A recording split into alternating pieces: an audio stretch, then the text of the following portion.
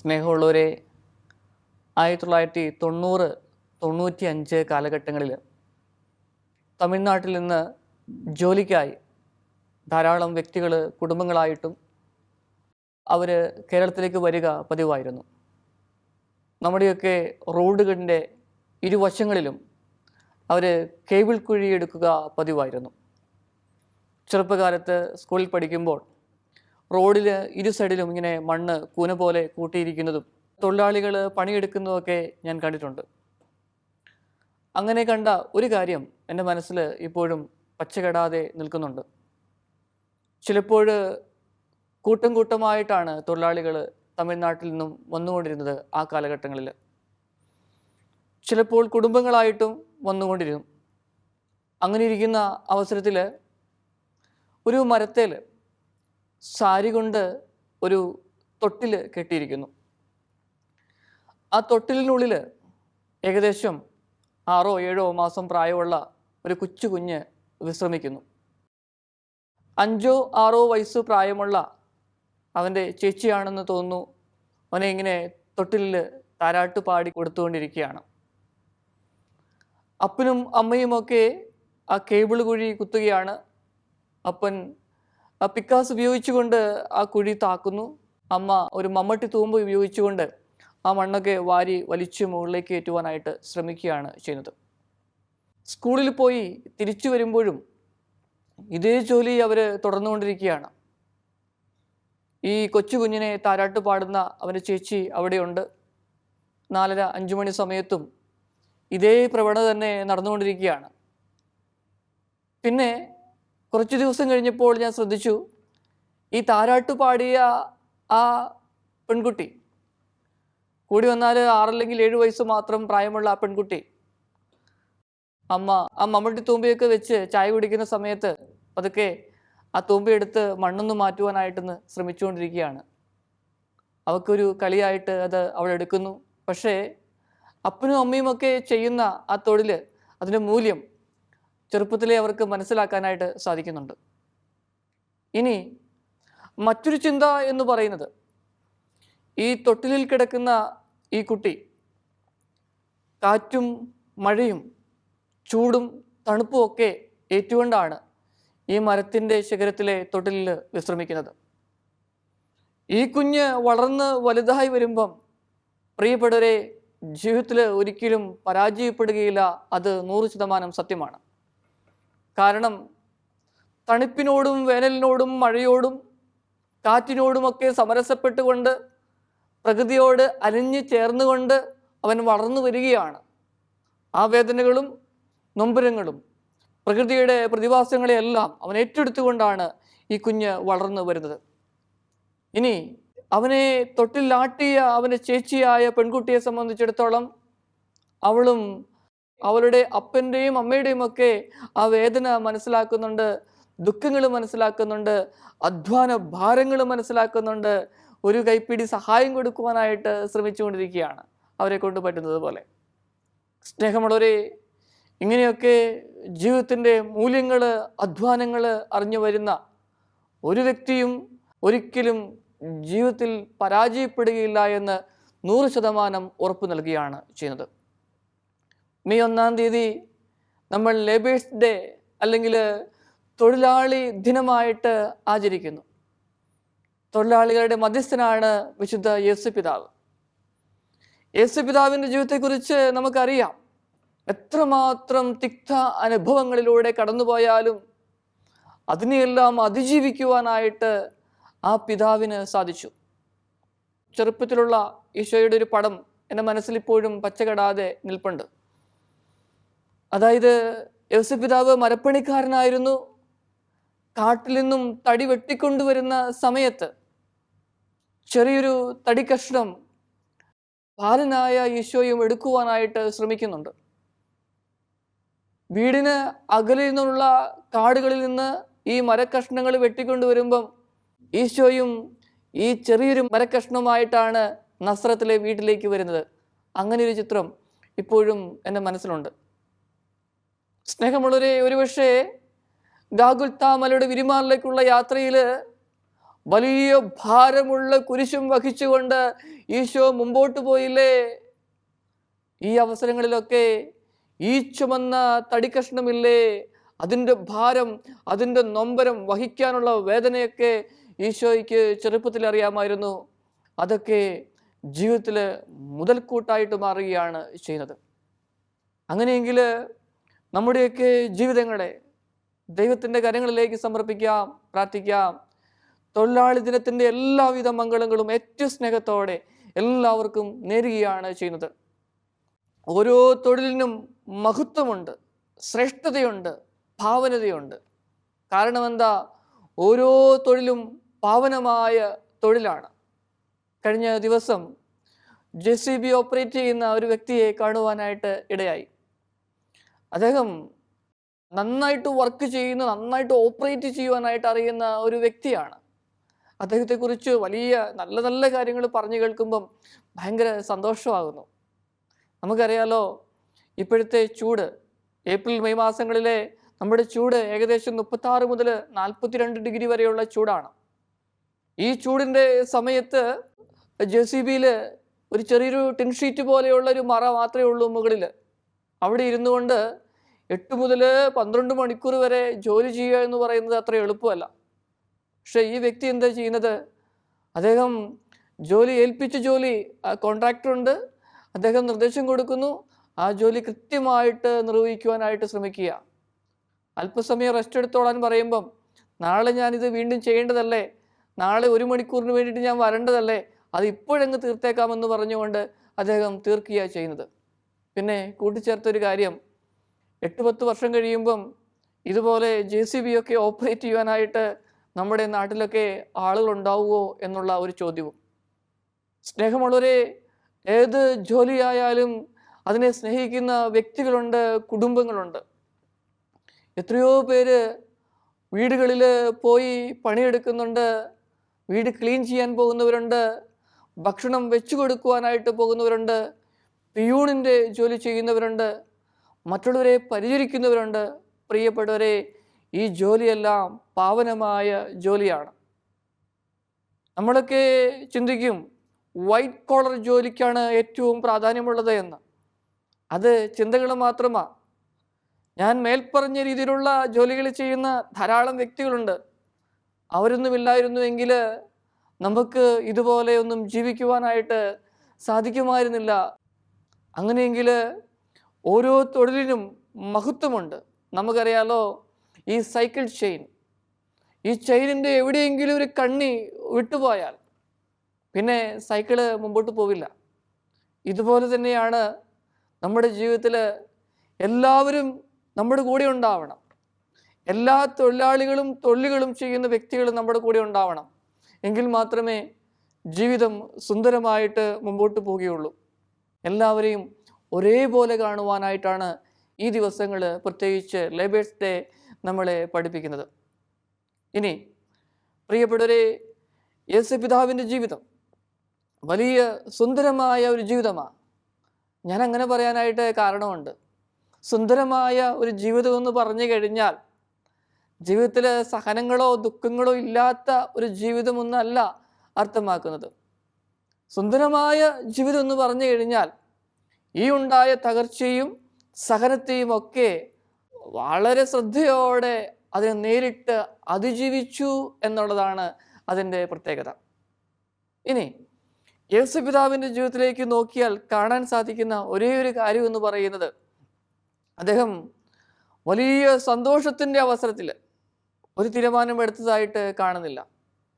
വലിയ ദുഃഖത്തിൻ്റെ അവസരത്തിൽ, പ്രത്യേകിച്ച് മാതാവ് ഗർഭിണിയാണെന്ന് അറിഞ്ഞപ്പം വിവാഹത്തിൽ നിന്ന് പിന്മാറണം എന്ന് പോലും അദ്ദേഹത്തിന് മനസ്സിലുണ്ടായി. വലിയ സന്തോഷത്തിൻ്റെ സമയത്തോ ദുഃഖത്തിൻ്റെ സമയത്തോ ഒരു തീരുമാനം പെട്ടെന്ന് എടുത്തില്ല. മറിച്ച് ശാന്തനായി ഉറങ്ങുന്ന യേശുപിതാവിൻ്റെ ചിത്രമാണ് നമ്മൾക്ക് കാണുവാനായിട്ട് സാധിക്കുക. പ്രിയപ്പെട്ടവരെ, വലിയ സന്തോഷത്തിൻ്റെയോ ദുഃഖത്തിൻ്റെയോ സമയത്ത് ഒരു തീരുമാനവും എടുക്കരുത്. എടുക്കുന്ന തീരുമാനങ്ങൾ അത് ദുഃഖത്തിൻ്റെതാണെങ്കിൽ ദുഃഖം നിഴലിച്ചു നിൽക്കും, സന്തോഷത്തിൻ്റെതാണെങ്കിൽ സന്തോഷം നിഴലിച്ചു നിൽക്കും. ബാലൻസ് ആയിട്ടുള്ള ഒരു തീരുമാനമായിരിക്കില്ല. സംയമനത്തോടെ ജീവിതത്തെ നേരിടുവാനായിട്ട് സാധിക്കട്ടെ, യോസേപ്പ് പിതാവിനെ പോലെ. പ്രിയപ്പെട്ടവരെ, യോസേപ്പ് പിതാവ് ഈ വലിയ ദുഃഖത്തിൻ്റെയും വേദനയുടെയും ഒക്കെ നടുവിൽ എന്താ ചെയ്തത്? ശാന്തമായി കിടന്നുറങ്ങുവാനായിട്ട് ശ്രമിച്ചു. ഉറക്കത്തിലാ ദൈവം പ്രത്യക്ഷപ്പെടുന്നത്. പ്രിയപ്പെട്ടവരെ, അതിന് ശാസ്ത്രീയ വശങ്ങളുണ്ട്, മനഃശാസ്ത്രപരമായ വശങ്ങളുമുണ്ട്. കാരണം എന്താ? നമ്മളൊക്കെ ഉറങ്ങുന്ന സമയത്താണ് നമ്മുടെ മനസ്സ് പതുക്കെ പതുക്കെ ശാന്തമാവുക. മനസ്സ് പതുക്കെ പതുക്കെ ശാന്തമായെങ്കിൽ മാത്രമേ ബ്രെയിന് നന്നായിട്ട് പ്രവർത്തിക്കുവാനായിട്ട് പറ്റുകയുള്ളൂ. ആ സമയത്താണ് ആ ദിവസം കണ്ട കാര്യങ്ങളും കേട്ട കാര്യങ്ങളുമൊക്കെ ബ്രെയിൻ തലച്ചോറിലേക്ക് സ്റ്റോർ ചെയ്യുന്നത്. പിന്നെ ആ ബ്രെയിനിലേക്ക് ഒഴുകിയെത്തുന്ന കെമിക്കൽസ് അതെല്ലാം ഒരു ബാലൻസ് ആയെങ്കിൽ മാത്രമേ നല്ല തീരുമാനങ്ങൾ എടുക്കുവാനായിട്ട് പറ്റുകയുള്ളൂ. നമുക്കറിയാലോ, സെറാട്ടോണിൻ്റെയും മെലാട്ടോണിൻ്റെയും ഒക്കെ അളവിലുണ്ടാകുന്ന വ്യത്യാസങ്ങൾ ഏതൊക്കെ രീതിയിലാണ് ഒരു മനുഷ്യനെ നയിക്കുന്നതിനെ കുറിച്ച് നമുക്കറിയാം. ഇനിയും സന്തോഷ ഹോർമോണുകളാണ് ഡോപ്പമിൻ. ആ ഡോപ്പമിൻ കൂടാനായിട്ട് പല വ്യക്തികളും അടിമത്തങ്ങളിലേക്കും പോകുന്നുണ്ട്. അതിനെക്കുറിച്ചും അറിയാം. ഇതെല്ലാം ഒന്ന് ബാലൻസ് ചെയ്യപ്പെടുന്ന സമയമാണ് ഉറക്കത്തിൻ്റെ സമയം. ഇനി ഉറക്കം കഴിഞ്ഞ് എഴുന്നേറ്റ് മുഖമൊക്കെ ഒന്ന് കഴുകി ശാന്തമായിരുന്നു കഴിയുമ്പം മനസ്സ് ശാന്തമാണ്. ശാന്തമായ മനസ്സിൻ്റെ സമയത്ത് ശാന്തമായ തീരുമാനമെടുക്കാൻ പറ്റും. മനസ്സ് പ്രക്ഷുബ്ധമാണെങ്കിലോ ഒരു തീരുമാനം എടുക്കാനും പറ്റുകയില്ല. എടുക്കുന്ന തീരുമാനം പാളിപ്പോവുകയും ചെയ്യും. പിന്നെ വായി തോന്നുന്നത് വിളിച്ചു പറയുന്ന അവസ്ഥ, അത് ആരുടെ ജീവിതത്തിലും സംഭവിക്കാം. ലോക നേതാക്കന്മാരുടെ ജീവിതങ്ങളിലും സംഭവിക്കാം, നമ്മുടെ ജീവിതങ്ങളിലും സംഭവിക്കാം. മനസ്സിനെ ഒന്ന് ബാലൻസ് ചെയ്ത് കൊണ്ടുപോയില്ലെങ്കിൽ ഭയങ്കര വിഷമമാണ്. ഇവിടെയാണ് വിശുദ്ധ യോസേപ്പ് പിതാവ് നമുക്ക് മാതൃകയായിട്ട് തീരുക. സ്നേഹമുള്ളവരെ, വലിയ മാതൃക, ശാന്തമായിട്ട് ജീവിതത്തെ നേരിടുന്ന ഒരു മാതൃക. മറിയത്തെ രഹസ്യമായി ഉപേക്ഷിക്കുവാനായിട്ട് തയ്യാറായി. ആരെയും വേദനിപ്പിക്കാനായിട്ടും യോസേപ്പ് പിതാവ് ശ്രമിക്കുന്നില്ല. ഇത് വലിയൊരു ദുഃഖമാണ്. കാരണം എന്താ? യോസേപ്പ് പിതാവിന് നല്ല പ്രായമുണ്ടായിരുന്നു. ആ സമയത്താണ് ഒരു പ്രപ്പോസൽ വന്നത്. വലിയ സന്തോഷമായി. പെട്ടെന്നാണ് കേൾക്കാൻ ആഗ്രഹിക്കാത്ത പല കാര്യങ്ങളും കേൾക്കുന്നത്. ആ മനുഷ്യനുണ്ടായ വേദന. പക്ഷേ സാധാരണ ഒരു മനുഷ്യനായിരുന്നെങ്കിൽ എന്ത് ചെയ്തേനെ? അത് സമൂഹത്തിന് മുൻപിൽ വിളിച്ചു പറഞ്ഞ് അവരെ അങ്ങേയറ്റം നാണം കെടുത്താൻ പറ്റാവുന്ന തരത്തിലുള്ള കാര്യങ്ങൾ ചെയ്തു കൂട്ടിയേനെ സാധാരണ ആൾക്കാർ. ഇവിടെയാണ് യോസേപ്പ് പിതാവിൻ്റെ സംയമനത്തെക്കുറിച്ച് നമ്മൾ മനസ്സിലാക്കേണ്ടത്. എങ്ങനെയാ സംയമനം പാലിച്ചത്? രഹസ്യമായിട്ട് ഉപേക്ഷിക്കുവാനായിട്ട് തയ്യാറായി. പിന്നെ ഉള്ളിൻ്റെ ഉള്ളിൽ ഭയങ്കര സംഘർഷവും വേദനയൊക്കെ ഉണ്ടായിരുന്നു. എന്നാൽ യോസേപ്പ് പിതാവ് ശാന്തമായിട്ട് കിടന്നുറങ്ങിയ.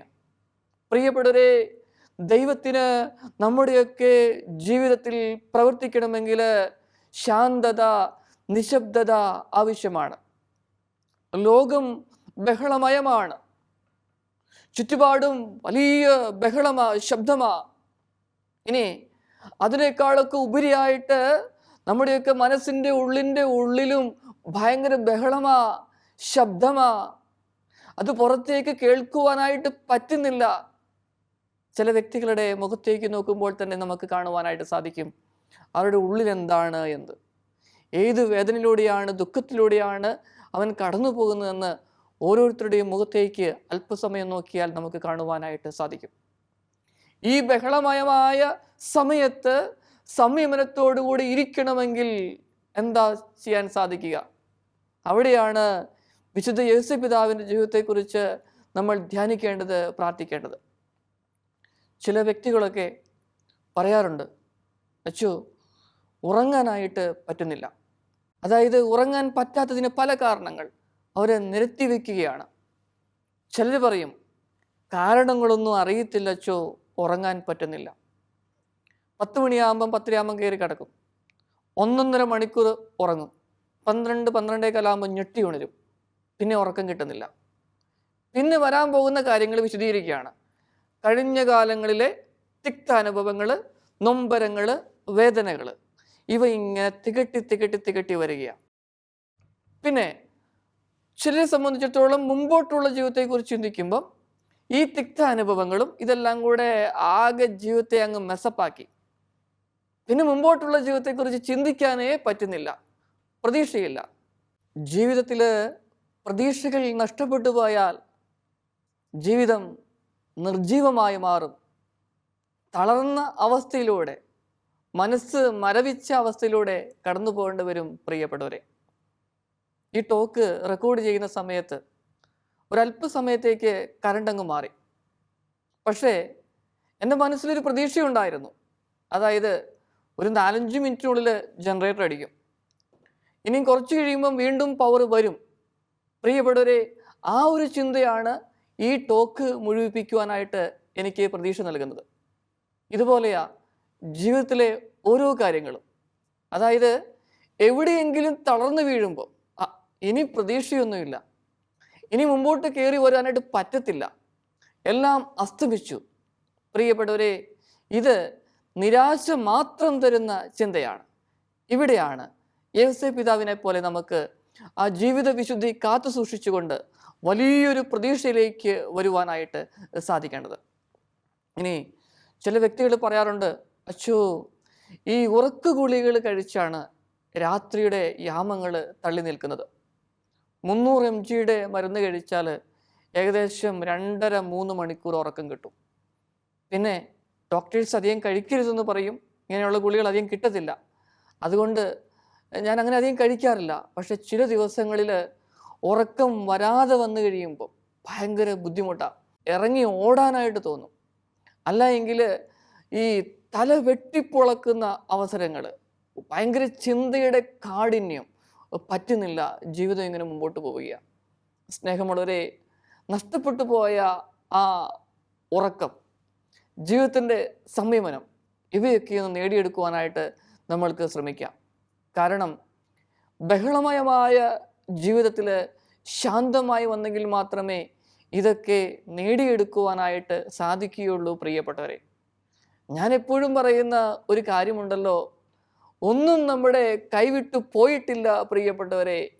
എല്ലാം നമുക്ക് കൈപിടിച്ച് പടുത്തുയർത്തിയെടുക്കുവാനായിട്ട് സാധിക്കും. കാരണം ദൈവം അത്രമാത്രം കഴിവ് നൽകിയാണ് നമ്മെ സൃഷ്ടിച്ചത്. ഇനി സങ്കീർത്തനത്തിൻ്റെ പുസ്തകത്തിൽ 3-ാമത്തെ അധ്യായത്തിലെ 8-ാമത്തെ വചനം പറയുന്നത് ഇപ്രകാരമാണ്: ഞാൻ പ്രശാന്തമായി കിടന്നുറങ്ങും, എന്തെന്നാൽ കർത്താവേ, അങ്ങ് തന്നെയാണ് എനിക്ക് സുരക്ഷിതത്വം നൽകുന്നത്. ഞാൻ പ്രശാന്തമായി കിടന്നുറങ്ങും, കർത്താവേ, അങ്ങ് തന്നെയാണ് എനിക്ക് സുരക്ഷിതത്വം നൽകുന്നത്. കഴിഞ്ഞ ദിവസം ഒരു സഹോദരൻ എന്നോട് പറഞ്ഞു, അച്ചോ, വീടിന് 2 നിലയുണ്ട്, ആദ്യത്തെ നിലയിലെ റൂമിലാണ് ഞാൻ താമസിക്കുന്നത്. ചുറ്റോട് ചുറ്റും ഗാർഡനുണ്ട്, പിന്നെ ചെറിയ വനമൊക്കെയുള്ള പ്രദേശമാണ്. എനിക്ക് ഭയങ്കര ടെൻഷനാണ്. കാരണം എന്താണെന്നറിയാമോ?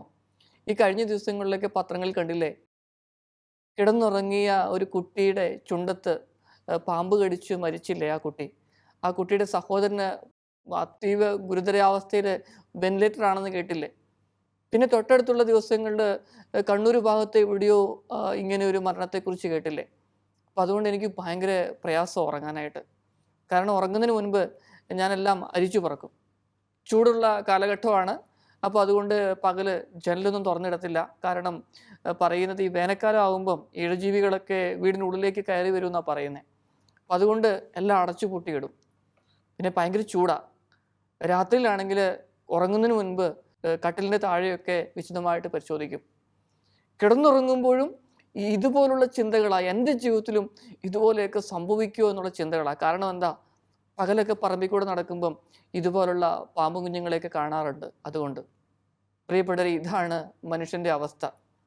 കാരണം എന്താ, നമ്മുടെയൊക്കെ ജീവിതങ്ങളിൽ പ്രതികൂല സാഹചര്യങ്ങൾ ഉണ്ടാകുമ്പം ഞാനും നിങ്ങളുമൊക്കെ ചിലപ്പോൾ നമ്മിലേക്ക് തന്നെ തിരിയുവാനായിട്ട് ശ്രമിക്കുക ചെയ്യുന്നത്. ദൈവത്തിങ്കിലേക്ക് തിരിയുവാനായിട്ട് പറ്റുന്നില്ല. ഞാൻ പ്രശാന്തമായി കിടന്നുറങ്ങും, എൻ്റെ കർത്താവ് തന്നെയാണ് എനിക്ക് സുരക്ഷിതത്വം നൽകുന്നത്. പ്രിയപ്പെട്ടവരെ, ആ വചനം നമ്മുടെ മനസ്സിലുണ്ടാവട്ടെ. എത്ര തകർച്ചയിലൂടെ പോയാലും, സാമ്പത്തികമായ വലിയ തകർച്ചയിലൂടെ പോയ വ്യക്തികൾ, വിറച്ച് ഒന്നും സംസാരിക്കാൻ പറ്റാതെ ബിസിനസ്സിൽ പരാജയപ്പെട്ട എന്ന വ്യക്തികളെയൊക്കെ ഞാൻ കണ്ടിട്ടുണ്ട്. അവർ പതുക്കെ ആ ജീവിതത്തിൻ്റെ സംയമനം വീണ്ടെടുത്ത് പിന്നെ അടിക്കടി ഉയരുന്നതും കാണുവാനായിട്ട് ഇടയായിട്ടുണ്ട്. അങ്ങനെയെങ്കിൽ ഞാനും നിങ്ങളും വിശ്വസിക്കുന്ന ഒരു ദൈവമുണ്ട് പ്രിയപ്പെട്ടവരെ. ആ ദൈവം നമ്മളെ വെറും കൈയോടെ പറഞ്ഞയക്കുകയില്ല. ഇനി നമ്മുടെയൊക്കെ കുടുംബങ്ങളിൽ പകലന്തിയോളം നമുക്ക് വേണ്ടി കഷ്ടപ്പെടുന്ന മാതാപിതാക്കളോ സഹോദരങ്ങളൊക്കെ ഉണ്ട്. അവരെയും കൂടെ നമ്മളൊന്ന് മാനിക്കണം, ബഹുമാനിക്കണം. കാരണം എന്താ? അവരുടെയൊക്കെ അധ്വാനത്തിൻ്റെ ഫലമാണ് നമുക്ക് ആസ്വദിക്കുവാനായിട്ട് സാധിക്കുക. ഇന്ന് പ്രത്യേകിച്ച് കുറച്ചു പേരെങ്കിലുമൊക്കെ ഒരു ഗാഡ്ജറ്റിൻ്റെ അല്ലെങ്കിൽ ഒരു മൊബൈലിൻ്റെ മുന്നിലിരുന്നു കൊണ്ട് ഒരു മുറിയിലിരുന്ന് ജീവിതം ഇങ്ങനെ തീർക്കുകയാണ്. പിന്നെ പെട്ടെന്ന് തകർച്ചകളൊക്കെ ഉണ്ടായി കഴിയുമ്പം ജീവിതം അവസാനിപ്പിക്കുന്ന യുവാക്കളുടെ എണ്ണം കൂടിക്കൊണ്ടിരിക്കുകയാണെന്ന് ഞാൻ കഴിഞ്ഞ ദിവസം എവിടെയോ വായിക്കുകയുണ്ടായി.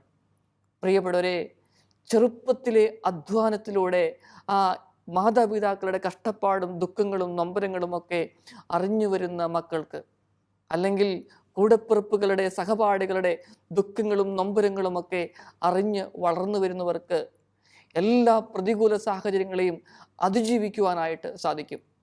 നമ്മുടെയൊക്കെ കുഞ്ഞുമക്കൾ ഒന്നിച്ച് കൂട്ടമായിട്ട് കളിക്കാൻ പോകുന്ന ഒരു കാലഘട്ടമുണ്ടായിരുന്നു. പുറത്ത് പാടമോ ഗ്രൗണ്ടോ ഒക്കെ ഉള്ളപ്പം അവിടെ പോയി ആ കളികളിൽ ജയിക്കുമ്പം ഭയങ്കര കോൺഫിഡൻസാണ്. തോൽക്കുമ്പോൾ മനസ്സ് വേദനിക്കും, പക്ഷേ വീണ്ടും അടുത്ത കളിക്ക് ജയിക്കാമെന്ന വലിയൊരു കോൺഫിഡൻസിലേക്ക് എത്തുകയാണ് ചെയ്യുന്നത്. ആ ജയപരാജയങ്ങളെയൊക്കെ മുന്നിൽ കണ്ടുകൊണ്ട് അങ്ങനെ ചെറുപ്പത്തിലെ എല്ലാത്തിനെയും അതിജീവിച്ചു വന്ന വ്യക്തികൾ ധാരാളമാണ്. ഇതൊക്കെ ഇന്ന് നഷ്ടമായിക്കൊണ്ടിരിക്കുകയാണ്. വിശുദ്ധ യോസേപ്പ് പിതാവിൻ്റെ ജീവിതത്തെക്കുറിച്ച് നമ്മൾ ധ്യാനിച്ചു. ആ പുണ്യാത്മാവിൻ്റെ ജീവിതം വലിയ മാതൃകയാണ് നമുക്ക് നൽകുന്നത്. തൊഴിലിന് മൂല്യമുണ്ട് എന്നുള്ളതും, അതോടൊപ്പം ഏത് തൊഴിൽ ചെയ്യുന്ന വ്യക്തികളെയും ആദരിക്കണം, ബഹുമാനിക്കണമെന്നും, അതോടൊപ്പം നമ്മുടെയൊക്കെ ജീവിതത്തെ വലിയൊരു ദാനമായി ദൈവതൃക്കരങ്ങളിൽ നിന്ന് ഏറ്റുവാങ്ങണമെന്നും. പ്രിയപ്പെട്ടവരെ, ഒരു നിമിഷം നമുക്ക് പ്രാർത്ഥിക്കാം. എന്നെ കേൾക്കുന്ന നിങ്ങളെ ഓരോരുത്തരെയും സമർപ്പിച്ച് പ്രാർത്ഥിക്കുന്നു. നിങ്ങൾ ഏത് ജോലിയിലാണെങ്കിലും ഏത് മേഖലയിലാണെങ്കിലും നിങ്ങളെ ഞാൻ സമർപ്പിക്കുന്നു. ദൈവമേ, ഏത് ജോലിയായാലും ജീവിതത്തിലെ ഏത് മേഖലയിലായാലും എന്നെ കേൾക്കുന്ന ഓരോ വ്യക്തിയെയും ഓരോ കുടുംബങ്ങളെയും അങ്ങ് അനുഗ്രഹിക്കണമേ. സംയമനത്തോടെ ജീവിതത്തെ നേരിടുവാനായിട്ട്, എല്ലാത്തിലും ഒരു മഹത്വം കാണുവാനായിട്ട്, പ്രതീക്ഷയോടുകൂടെ ജീവിതങ്ങളിലേക്ക് വീണ്ടും തിരിച്ചു വരുവാൻ എന്നെ കേൾക്കുന്ന ഓരോ കുടുംബത്തെയും ഓരോ മക്കളെയും അനുഗ്രഹിക്കണമേ. നമ്മുടെ കർത്താവ് ഈശോ മിശിഹായുടെ കൃപയും പിതാവായ ദൈവത്തിൻ്റെ സ്നേഹവും പരിശുദ്ധാത്മാവിൻ്റെ സഹവാസവും നിങ്ങളെല്ലാവരോടും കൂടി ഉണ്ടായിരിക്കട്ടെ, ഇപ്പോഴും എപ്പോഴും എന്നേക്കും. ആമേൻ.